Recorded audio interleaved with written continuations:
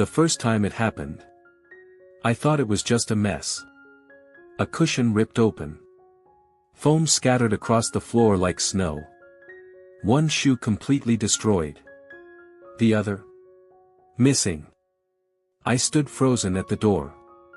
And there he was, sitting in the middle of it all. My dog. Not wagging his tail. Not excited to see me. Just, staring. Like he knew. "What did you do?" The words came out louder than I expected. He flinched. That's when something felt wrong. Because this wasn't normal dog mischief. This felt different. I cleaned everything up, annoyed, frustrated, but still thinking. Okay, he's just bored.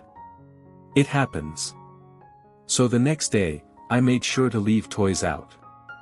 Plenty of them. A chew bone. A rope. Even his favorite squeaky duck. "Stay," I said, grabbing my keys. He watched me carefully. Too carefully. As I stepped out. He didn't move. Didn't bark. Didn't chase. He just watched. That night, I came back earlier than usual.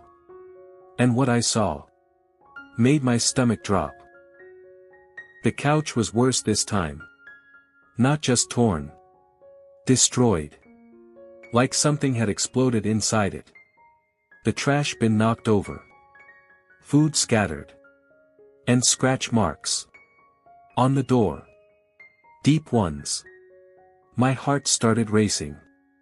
This wasn't random. This was panic. And then I noticed something else. He wasn't greeting me. He was hiding. Under the table. Shaking. Hey, it's okay. I knelt down. He didn't come out. That's when it hit me. This wasn't bad behavior.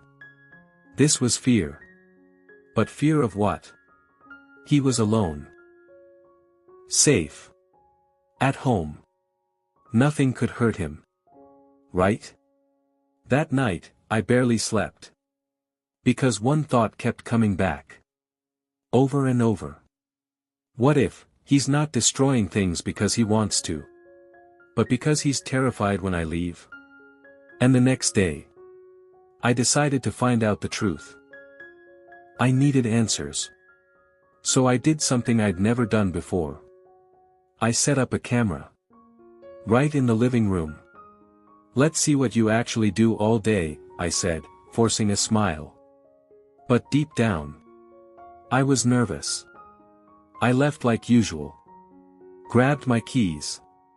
Put on my shoes. Said, "Be good." Closed the door. And then, I waited. That night, I didn't even take off my shoes. I went straight to my laptop. Opened the footage. And pressed play. At first. Nothing. He just sat there. Looking at the door. 1 minute. 2 minutes. 5 minutes. Still nothing. Just sitting. Watching. Waiting. Then. Something changed. He got up. Walked to the door. Sniffed it. Whined. Softly. My chest tightened. He pawed at the door. Once. Twice. Harder this time.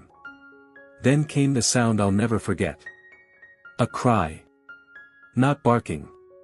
Not whining. A cry. High-pitched. Desperate. He started pacing. Back and forth. Back and forth. Faster. Faster. Then suddenly. He ran to the window. Jumped up. Looked outside. Searching. For me. And then.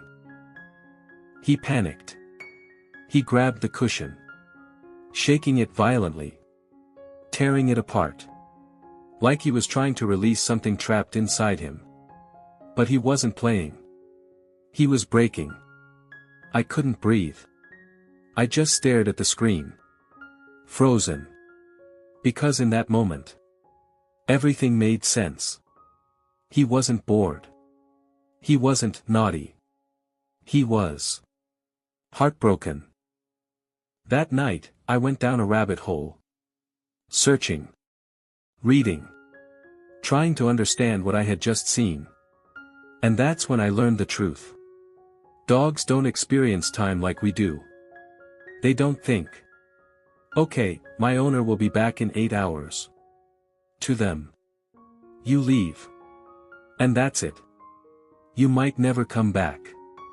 Every time you walk out that door, there's a part of them that wonders. Is this the last time I'll ever see you? And for some dogs, that thought becomes unbearable. It's called separation anxiety. But that term, it doesn't even come close to describing it. Because what I saw on that camera wasn't anxiety. It was grief. Imagine this. The person you love most disappears. No explanation. No warning. No way to contact them. Minutes feel like hours. Hours feel like forever. Your heart races. Your chest tightens. You can't think. You can't relax. That's what my dog was feeling. Every single day. And the destruction. The chewing. The scratching. That wasn't rebellion.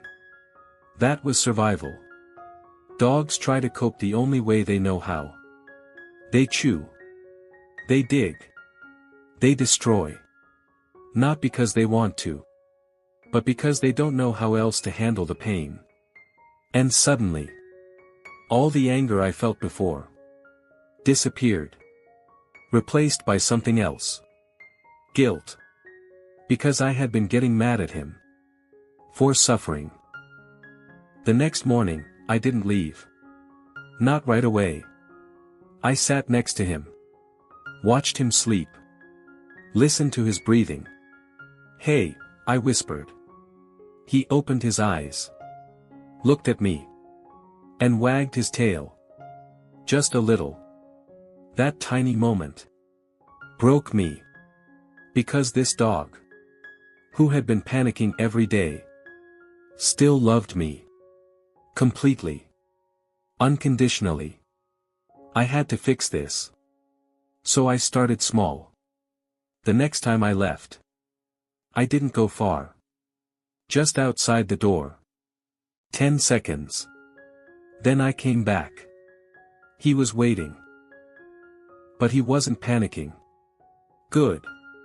Then 30 seconds. Then 1 minute. Then 5. Slowly. Very slowly. He started to understand something. Leaving doesn't mean forever. I also changed how I left. No big goodbyes. No emotional hugs. Just calm. Neutral. Normal.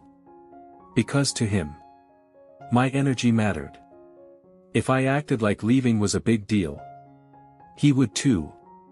And the hardest part? Ignoring him when I came back. Every instinct in me wanted to hug him. Celebrate. But instead, I waited. Until he calmed down. Then I greeted him. Softly. Teaching him. Coming back is normal too. It took weeks. But slowly. The destruction stopped. The panic faded. And one day, I checked the camera again. He watched me leave. Walked to the door. Sat down. And then, he lay down. And slept. Here's the truth most people never realize. Your dog isn't destroying your home. He's trying to survive your absence. To you, it's just a few hours. A normal day. Work. Errands. Life. But to your dog, you are their entire world. Their safety. Their comfort. Their family. And when you leave, That world disappears. Some dogs handle it better. Some don't. But when they don't need punishment. They need understanding. Because behind every torn pillow, every scratched door, every destroyed shoe, there's a dog who thought, for just a moment, you're never coming back. And that thought terrified them. So the next time you walk through your door and see a mess, don't just see destruction. Look closer. You might just see a broken heart.